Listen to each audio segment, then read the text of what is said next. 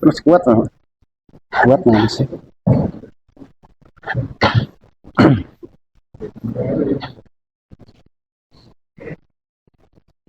Assalamualaikum warahmatullahi wabarakatuh. Alhamdulillahirabbil alamin wa bihi nasta'inu ala umuri dunya waddin. Wassalatu wassalamu ala sayyidina wa maulana Muhammadin wa ala alihi wa ashabihi al-mujahidin at-tahirin. Amma ba'du. Qala subhanaka la ilma lana illa ma 'allamtana innaka antal alimul hakim.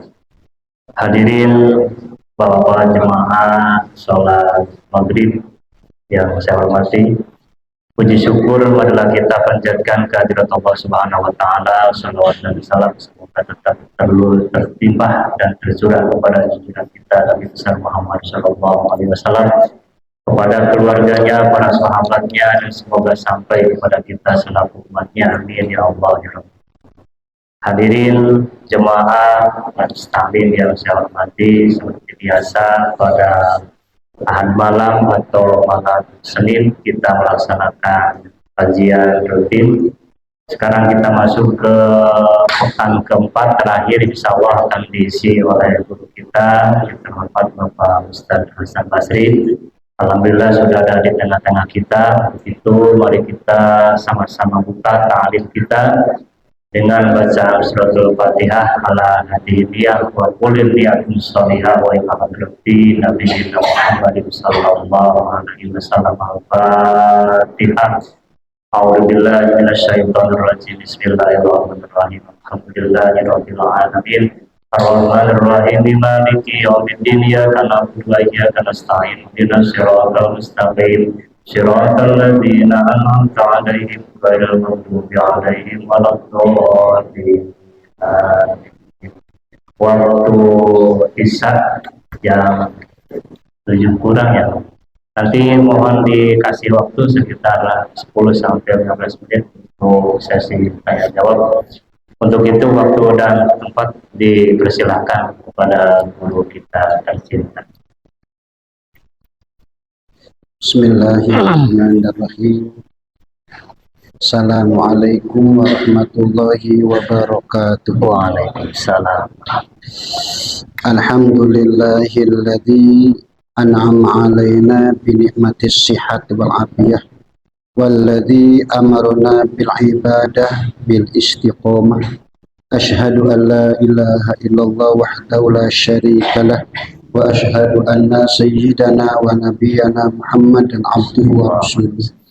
Allahumma sholli wa sallim wa barik ala sayyidina wa maulana Muhammadin wa ala alihi wa ashabi ajma'in, amma ba'du. Hadirin mukarramin, Bapak, Saudara, jemaah, tokoh masyarakat, tokoh agama, pengurus Masjid Jami'ul Muttaqin yang saya hormati Bapak Ketua, Bapak Yoyo, Bapak Ustadz Adi, Bapak Ustadz Ayat, Bapak Saudara yang lainnya yang mohon ampura tidak dapat saya sebutkan satu persatu namanya.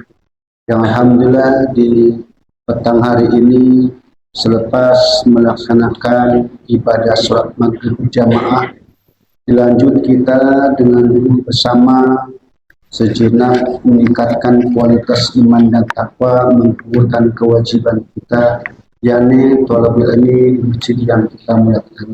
Mudah-mudahan sekecil apapun ibadah kita, setidak khusyuk apapun ibadah kita, diterima Allah Subhanahu wa Ta'ala.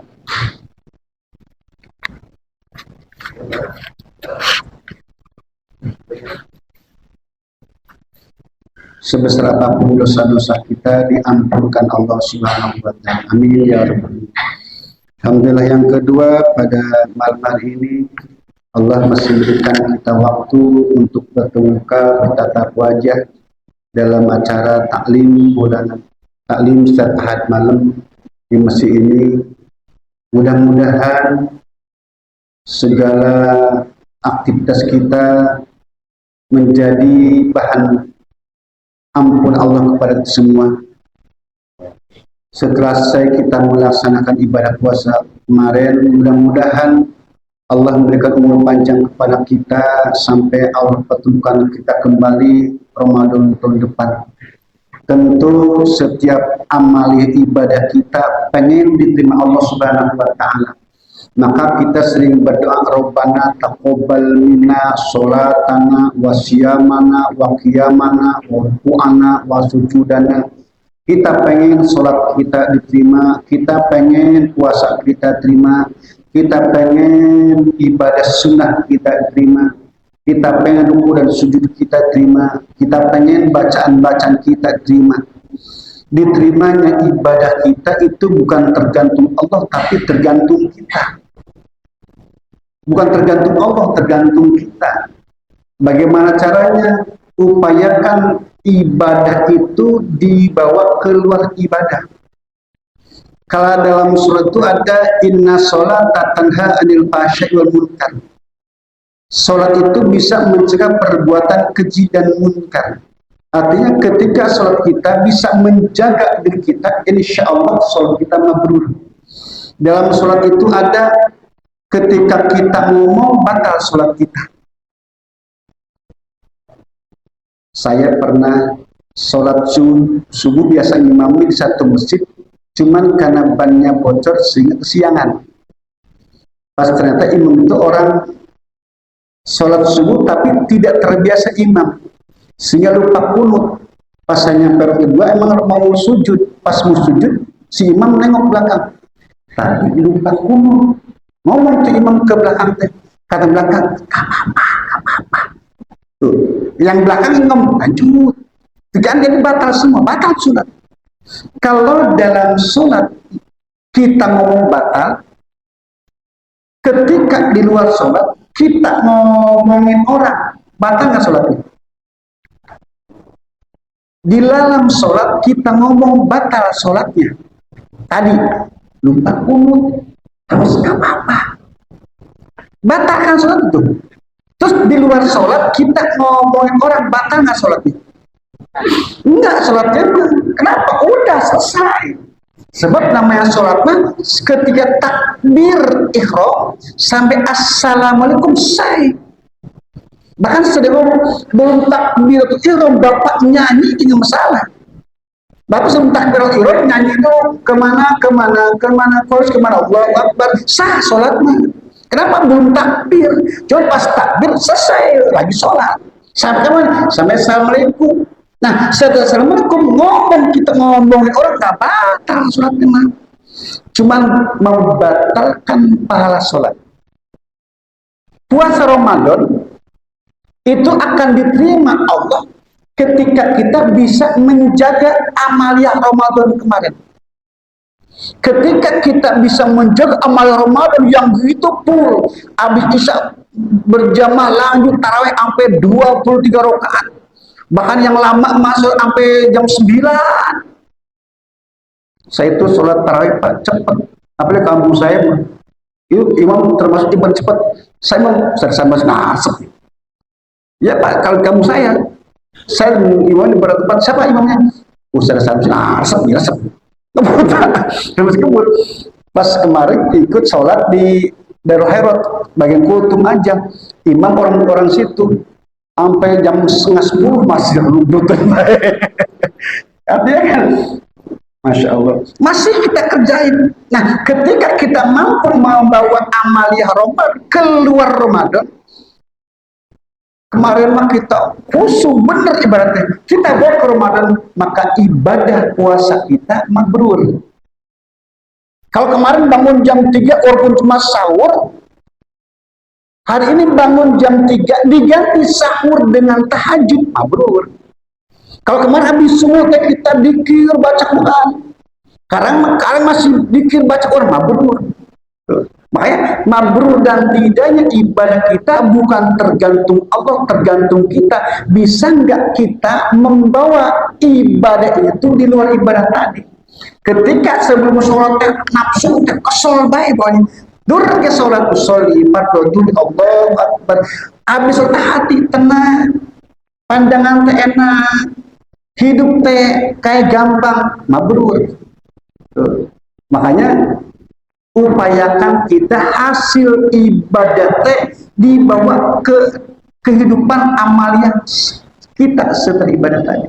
Kenapa? Ini semua akan dipertanggungjawabkan di hadapan Allah Subhanahu wa Ta'ala. Terus mudah-mudahan Allah pertemukan kembali Ramadan tahun depan dan karena sehat walafiat, panjang umur, amin ya rabbal alamin. Kita lanjutkan bahasan kita. Bismillahirrahmanirrahim. Faslun bima yata'allaqu bil mayyiti min ghuslihi wa takfinihi wa sholati alaihi wa dafnihi. Kemarin kita tentang sholat, terus melanjut pasalnya bima yata'allaqu, paslun satu pasal bima dalam berkaya ta'allaqu yang berkaitan bil mayyiti dengan mayit, min ghuslihi dari memandikannya, wa takfinihi dan mengkafaninya, wa sholati dan sholati alaihi kepada mayit, wa dafnihi dan mengkafankannya. Bapak, suatu hari nanti kita akan meninggal.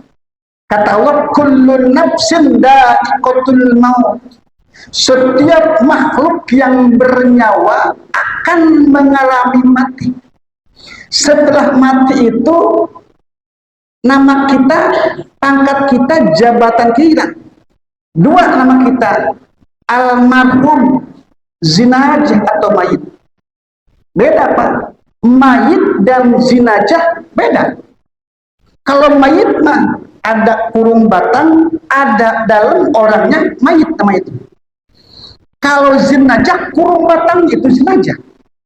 Makanya orang-orang yang fanatik banget mah, orang sholat kagak, ngaji kagak, ibadah kagak, dosa doyang disolatkan. Orang yang pantik banget lah, enggak usul ala hadal mayit, usul ala hadal jinajah. Jinajah mah bukan mayitnya, tapi kurung batangannya. Mas, saking itu, Pak. Kenapa? Kalau akan pertanggungjawaban saksi kita. Kita manja rendah, kita aja manusiawi ya. Nah, ketika ruh itu keluar, nama kita, pangkat kita, jabatan kita nggak disebut lagi udah. Meninggal di rumah sakit, ini jenazah mau dimakamkan di mana? Almarhum mau dimakamkan di mana? Mana pangkat kita? Sekarang Bapak Jenderal, Bapak Insinyur, Bapak Profesor, ketika disolatkan nggak ada usoli ala Profesor Doktor, nggak ada, Pak. Nggak kenal namanya usoli ada hadal mayit. Namanya panjang. Orang panjang sampai 3, 4, 5 kalimat. Ketika enggak namanya cukup sholli ala hadal mayit, sudah al-batak dirotin cukup. Nggak sebut namanya, nggak kenal namanya, cukup. Nggak lalu pangkatnya mana, nama jangan sebut, apalagi pangkatan jabatan gitu. Maka begitu ruh untuk keluar dari tubuh kita, semua aktivitas dalam tubuh kita total mati. Mata nggak bisa melihat lagi, telinga nggak bisa mendengar lagi, jantung nggak berdetak lagi, darah nggak mengalir lagi, semua aktivitas nanti. Kenapa? Ruhnya udah keluar. Maka yang mahal itu bukan jasadnya, ganteng, cakep. Kalau ruhnya keluar nggak manfaat, Pak.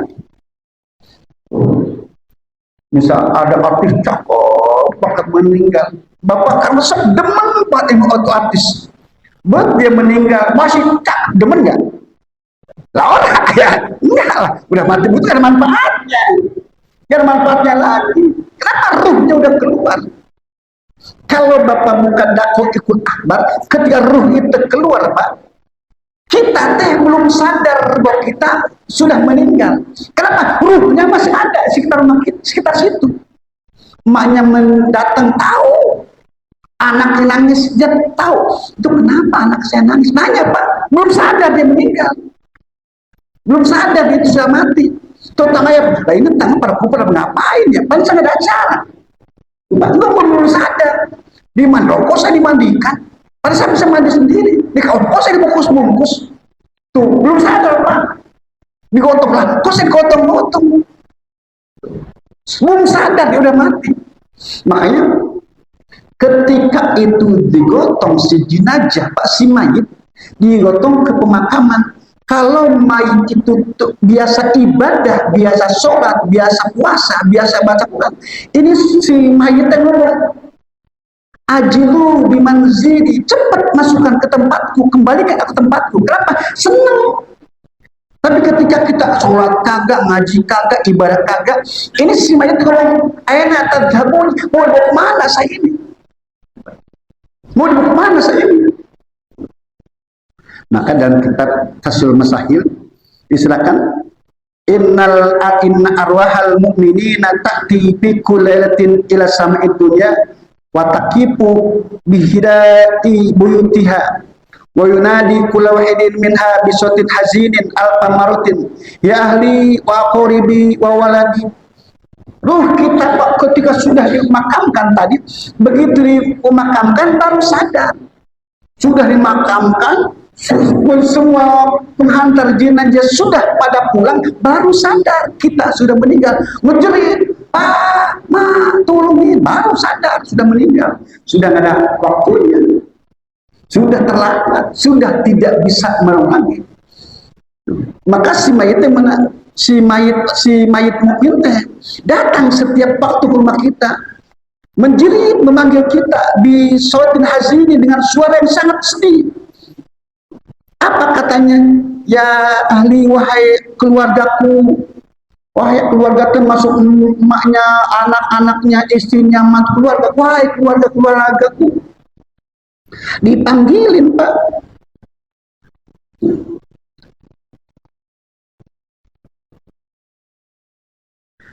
Ya ahli wa waqori, wahai kerabat-kerabatku, wa waladi, anak-anakku, ya man sakanu ibu, wahai orang-orang yang tinggal di rumah. Kita tinggal ke rumah kita, anak, istri, mantu, pembantu, semua, wahai orang-orang yang tinggal di rumahku. Walabisu, siapa, wahai orang-orang yang mau pakai baju-bajuku, wariskan bajunya, wahai orang yang pakai bajuku.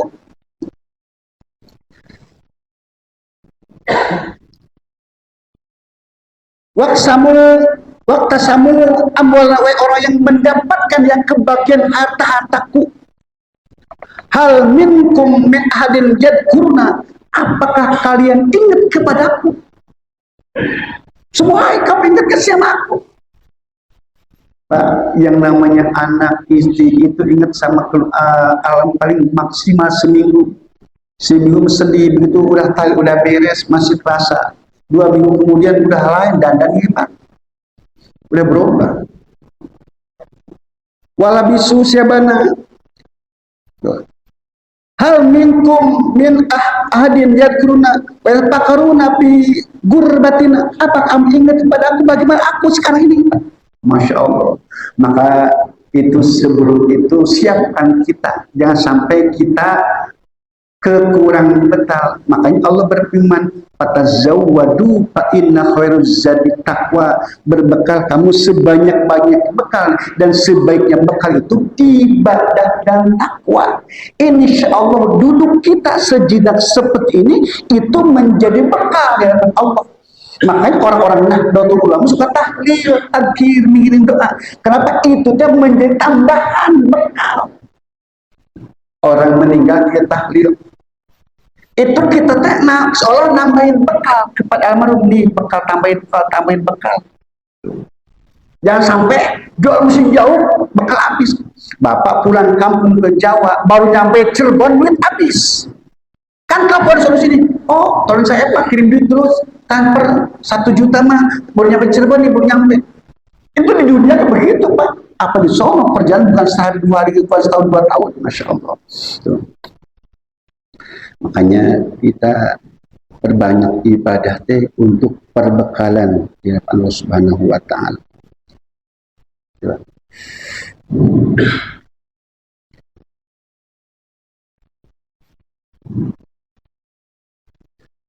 Wayal jam ala turiki fardil kifayati, wajib wajib mesti ala turiki fardil kifayat, atas perjalanan fardu kifayah. Ngurus mayit fardu kifayah kan, fardu ada fardu ain, perseorangan, ada fardu kifayah. Kalau fardu ain mah fardu yang tidak bisa diwakilkan. Sholat 5 waktu wajib, tidak bisa diwakilkan. Puasa Ramadan wajib perseorangan. Ngaji seperti ini wajib perseorangan, Pak. Kalau ada pengajian dibahas tentang tauhid, akidah, tasawuf, fikih, maka wajib datangnya.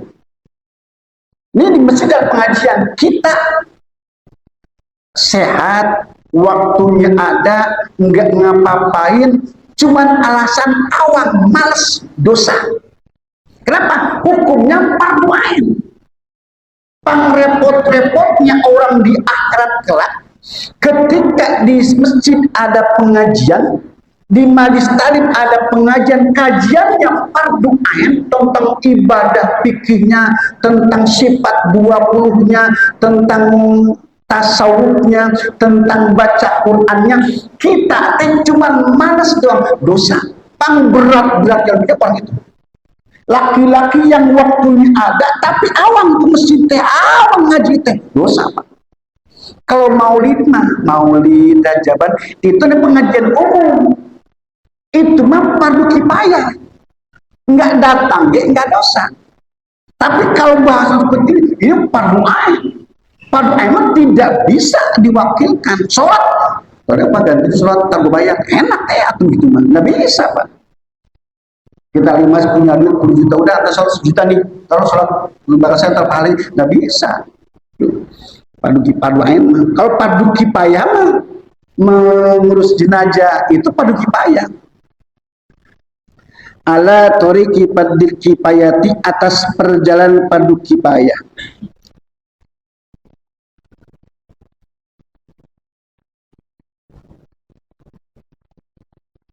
Wa amal mayitu kafiru fasolatu alaihi haram, maka adapun mayit orang kafir fasolatu mensolatkannya alaihi atas orang kafir haramun, haram. Orang-orang non Islam haram mensolatkannya. Misalkan kita punya sahabat kerabat orang non Islam baik banget sama kita sholatkan sholat gaib, nggak boleh, haram, Pak. Saking kentalnya kita berteman, sering berbagi sama kita, non Islam dia, kita sholatkan walaupun sholat gaib itu sholli ala si anu, mayit si anu, sebut sama kita, haram hukumnya, nggak bisa.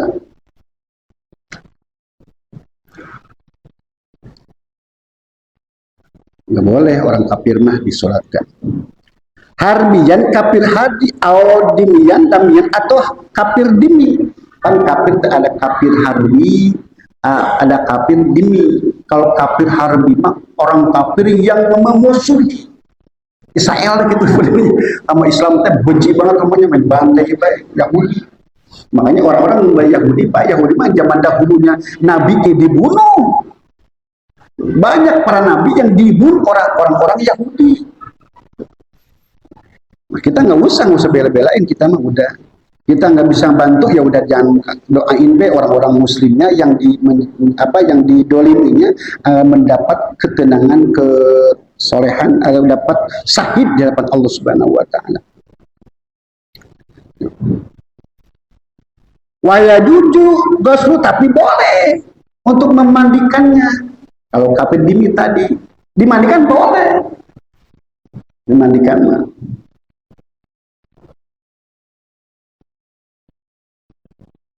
Fil halaini di dua tempat. Wayajibu takpinu aladi wajibu takpinu dimi, boleh mengkapan kafir dimi.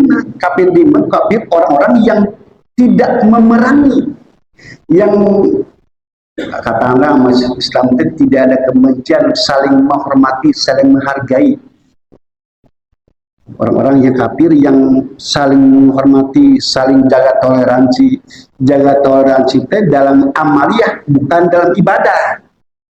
Bapak punya tetangga orang non Islam di hajatan, kita ikut bantu-bantu masang tenda, boleh. Bapak punya tetangga non Islam, dia hajatan, kita bantuin masak, jaga tamu, boleh. Itu namanya toleransi dalam amaliyah. Kalau toleransi dalam ibadah, jangan. kita menghormati ibadah itu udah masuk kategori lakum dinukum, agamamu untukmu, agamaku untukku, udah masing-masing agama, jangan ikut campur. Walaupun dia kental banget, CS banget kayak. Buya Hamka punya teman seorang profesor akrab banget. Pas ketika meninggal, isinya lapor ke Buya, Papi sudah meninggal, barangkali Buya mau datang mendoakan. Apa Buya? Ini batasan saya dengan Papi. Ini batasan saya, agama saya dengan Papi kamu.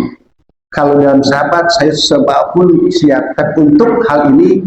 Ini lana amaluna lakum amalkum lakum dinukum waladi. Itu Pak batasan. Makanya kadang-kadang kebablasan kita dalam toleransi ibadah mah. Kadang-kadang kita salah dalam artikan amaliyah dalam ibadah. Kalau ibadah nggak bisa toleransi. Dulu ada orang dari India para biara-biara datang ibadah, numpang ibadah di Masjid Haram, Pak. Apa namanya? Yang orang budak teh namanya? Hah? Hah? Yang pakai pakaian itu kayak apa sih namanya itu? Tokoh agama namanya? Oh, budak namanya Pak? Pendeta apa namanya? Biksu datang ke masjid numpang ibadah Haram, Pak, nggak boleh. Tempat ibadah kita tidak boleh dipakai ibadah orang lain, dan kita pun tidak usah ikut ibadah tempat orang lain. Masing-masing punya tempatnya. Kita ngajikan haram, nggak boleh. Harus saling menjaga.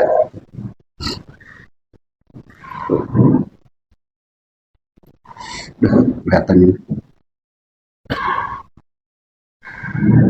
Wadabmu dan mengapanya minar harbi dan kagharbi. Wal murtad dan murtad. Wajibu takfinu dimi, boleh mengkapankan kafir dimi.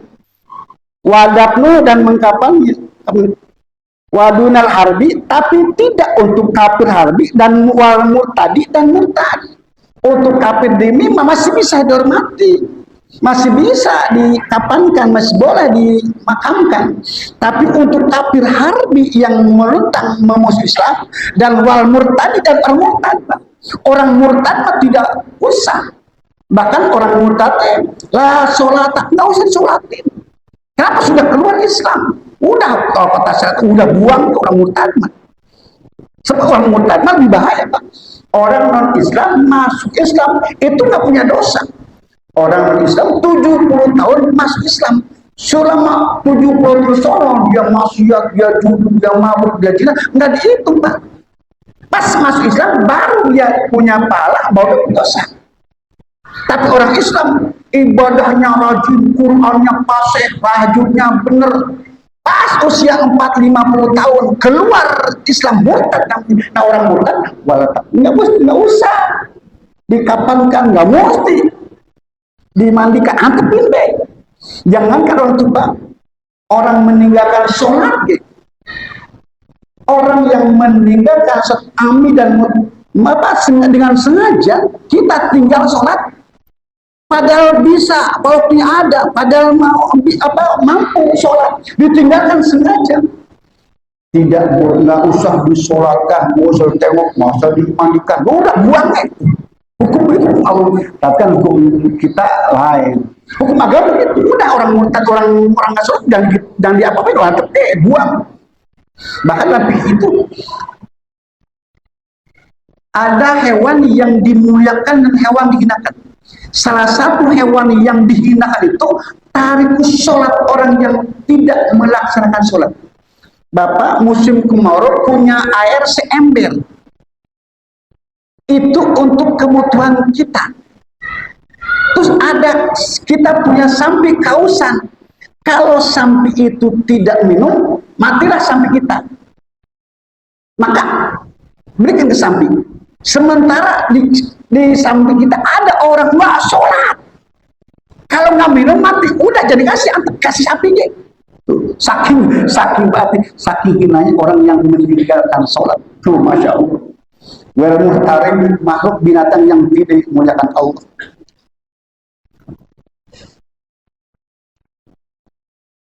Tuh, wa amal muhtarim orang nggak boleh antepin deh. Wa amal muharrim ida kupina palaistaru ra'suhu wala wajhu muhrimati. Adapun orang yang ihram ketika dikapankan walaistaru tidak usah ditutup mukanya, tidak usah ditutup wala wajhu muharrim. Nah, ketika ada orang yang ihram meninggal itu mukanya nggak usah ditutup, dibuka gitu. Wa ma syahidu fala yusalli alaihi kama dakarahum muslim yaqulu wa asnani la salani wa yusalli alaihi. Adapun orang syahid fala yusalli enggak mesti sholatin alaihi. Orang syahid mah orang mal syahid orang yang tapi syahid yang perang fisabilillah yang benar-benar perang orang kafir. Zaman sekarang mah enggak ada Pak, orang zaman perang orang kafir enggak ada kan. Kalau zaman dulu, zaman Rasulullah perang benar malam apa menyiar agama, menghina agama, sekarang mah nggak ada. Ya, karena syahid alam dunia doang pan syahid kesalahan orang tenggelam syahid, orang tabrakan syahid, orang mati mereka syahid. Itu mah syahid lain, bukan syahid kayak perang Badar, perang janda bulu. Nggak usah sholat itu. Justru orang saya begitu mah biarkan pakaian itu jadikan kapannya akan menjadi saksi dari itu akan menjadi saksi dari Allah Subhanahu wa taala. Syahid mah. Makanya mudah-mudahan kita mah syahidnya syahid di hadapan Allah, artinya mendengar kita lagi sholat, lagi baca Quran. Makanya Pak, kematian itu tergantung kebiasaan kita. Bapak biasa sholat 5 waktu, biasa tahajud, biasa sholat sunnah. Insya Allah orang itu meninggalkan sholat. Kita biasa baca Quran, kita biasa ngaji, insya Allah matinya syahid. Khawatirnya, makanya Allah ngomong teh, wala tamutunna illa wa antum muslimun. Jangan mati dulu kalau belum Islam mah. Jangan mati dulu kalau belum iman mah. Kalau belum bisa melaksanakan perintah Allah mah. Allah yang ngumpat. Kenapa sia-sia? Sholat nggak bisa, bahkan nggak pernah sholat, ngaji kagak, ibadah kagak, mati. Ngapain sono? Gede-gede doang. Makanya wala tamutunna illa wa antum muslimun. Mati teh kalau sudah yakin Islamnya, yakin imannya, yakin ibadahnya, bertenang hatinya. Ya, sampai apa namanya belum apa-apa, sholat kagak, ngaji nggak bisa, baca Quran kagak. Tapi kita sudah meninggal, apa yang dibawa pada Allah Subhanahu wa taala. Modal kita Pak meninggal ngarapin sholat mana yang dibawa? Ibadah mana yang benar kan gitu. Makanya ada satu harapan kita, Allah al akhiru kalamina la ilaha illallah. Makanya sering baca la ilaha illallah agar ketika Allah manggil kita teh kalimat yang terakhir keluar dari kita la ilaha illallah. Maka akhiru kalamihi la ilaha illallah dakhol jannah. Orang yang kalimat terakhir keluar dari lisannya la ilaha dijamin surganya. Yang maksudku gampang banget masuk surga. Bukan gampangnya ngomong la ilaha illallah, ya susah. Nggak semua orang bisa Pak. Nggak semua orang bapak tagok 1000 bisa. Tapi ketika saatul maut dosa yang menghalangi kita berat kan? La ilaha illallah. Maka berupaya terus bertakbir. Dalam sebuah hadis, man qala la ilaha illallah salasa maratin kanat lau kaffaratun li dzunubi asababi dzalika yaum. Maka sama kalau maghrib subuh dzikir la ilaha illallah 70 minimal. mau di mana gitu. Saya baca la ilaha 70, mau di ngaji di mana, masjid mana, maghrib sama subuh pasti minimal baca la ilaha illallah 70. Emang kudu 3 itu cukup, tapi Allah 70. Bisa gimana? Tuh. Hah? Masih ada waktu Aslan. Itu barangkali sekelumit tentang, belum masuk ke bab, sebenarnya baru sampai dalam pembukaan doang ini. Artinya belum menjelaskan tentang sholatnya, tentang kapannya, tentang memandikannya. Barangkali itu yang sampaikan. Saya ada waktu beberapa menit untuk kasih tanya, silakan.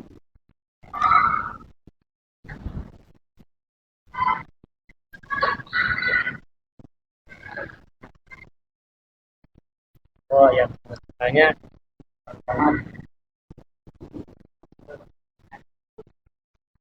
ada yang panik, ada yang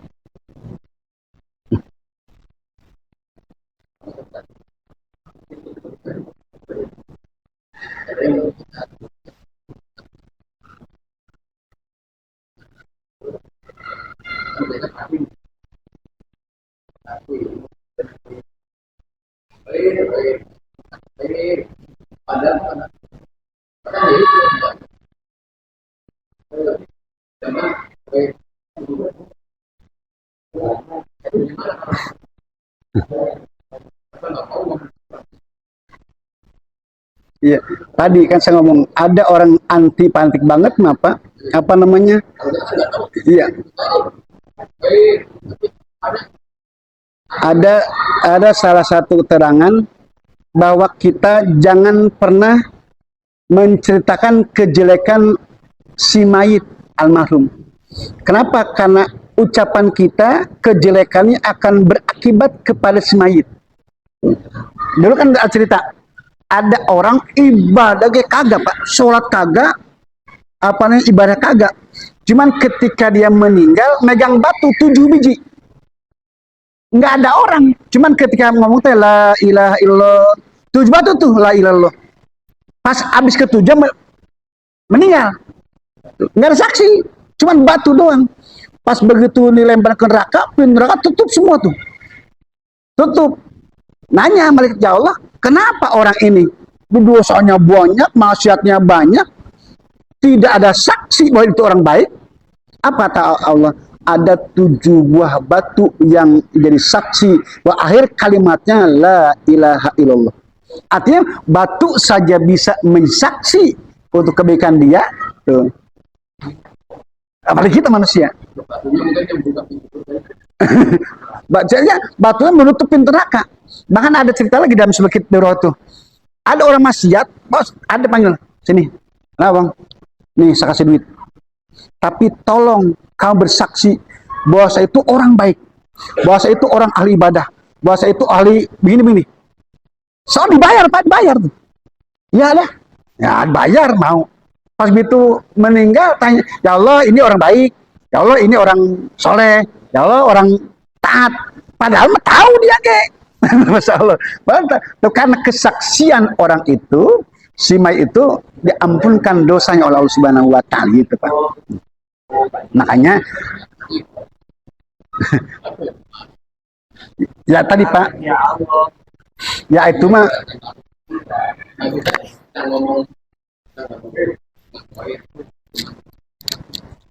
ya tadi kita mah apa namanya dalam satu kenyataan emang dia itu bukan ahli ibadah misalkan, tapi ketika kita ngomong jelek tentang si mayit, kasihan juga si mayitnya gitu. Makanya udah cerita tentang kebaikannya aja tuh, agar ya jangan menceritakan tentang kemaksiatannya. Pasti sejelek apapun orang itu ada satu kebaikan yang kita mungkin tidak tahu gitu ya Pak. Yang kita tidak tahu, mungkin dia tuh pernah nolong orang, misalkan itu orang tuh pernah nyebarin nenek-nenek ke jalan, sehingga orang itu kebaikan itulah yang menjadi penolong Allah. Dan kita tidak tahu itu, taunya oh dia tuh tukang mabok, tukang ini, tukang itu gitu.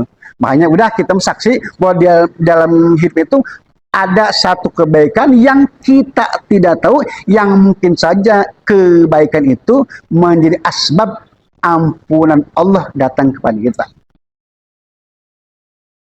Emang banyak Pak yang ngomong, kalau saksi palsu tadi sampai seorang guru itu alusalah hadil jenazah karena emang kelihatan seperti itu. Tapi kita mah tadilah kita bersangka baik aja bahwa Allah itu akan mengampunkan dosa-dosanya.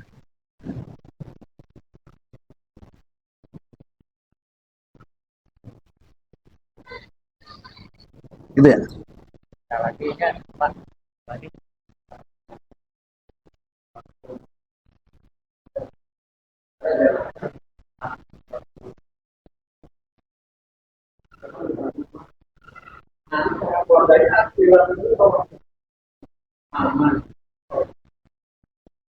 Itu mah kayaknya budaya tradisi ya. Dalam agama itu tidak itu mah kayaknya apa petua orang tua itu mah ya. Dalam agama tuh tidak dicerita harus, tidak wajib, tidak sunnah itu. Enggak. Kewajiban keluar itu mendoakan almarhum. Bahkan tadi kamu Pak habis mandiin, airnya dipakai cumuka, kadang dibawa ke rumah untuk bahkan untuk minum, konornya biar nggak ingat, Allah alam dah. Ada sampai mayit itu kita lari kolong-kolongnya, itu mah tidak ada dalam ajaran agamanya. Wah itu mah mungkin entah petua, entah sebuah budaya, entah tradisi, Allah alam cuma ya. Sebab kita pun ada, cuman tidak ada dalam ajaran agama. Kalau haram, emang sudah begitu ya. Iya, iya. Nah itu tidak ada dalam agamanya. Ya mungkin sebut bid'ah ya, bid'ah itu. Tidak ada dalam ajaran itu. Semua anak cucu matu lewati bawa kanan nggak ada. Itu mah mungkin petua orang tua, walau alam apa maknanya, apa khasiatnya itu nggak tahu. Bahkan di kamu ada Pak, habis mandi ini. Jadi saya tuh ditampung di cumuka, pakai mandi gitu. Katanya biar nggak ingetan terus, walau alam dah itu. Dan itu tidak ada dalam agama, nggak ada, nggak ada, nggak ada itu.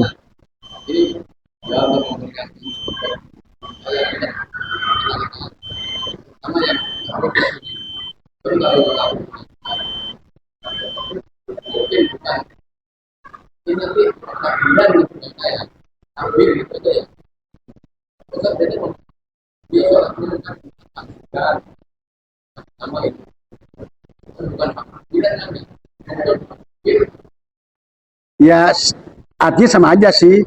Ada seorang imam kata Ustadz masih pelajaran. Kita mensolatkan almarhum, nanti kita 4 takbir, ya takbir itu sama aja. Ya.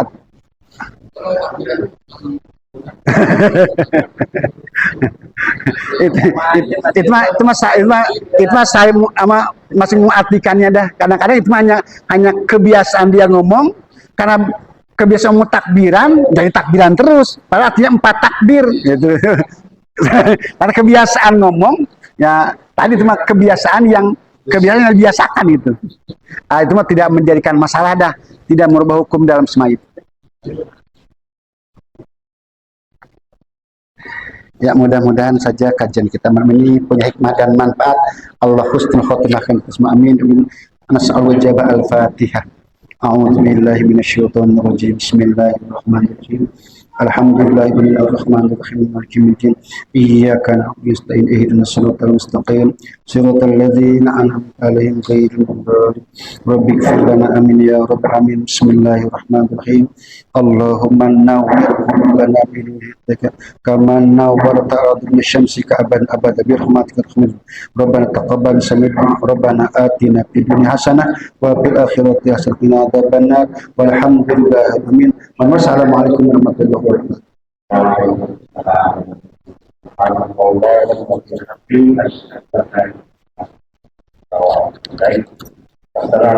wabarakatuh.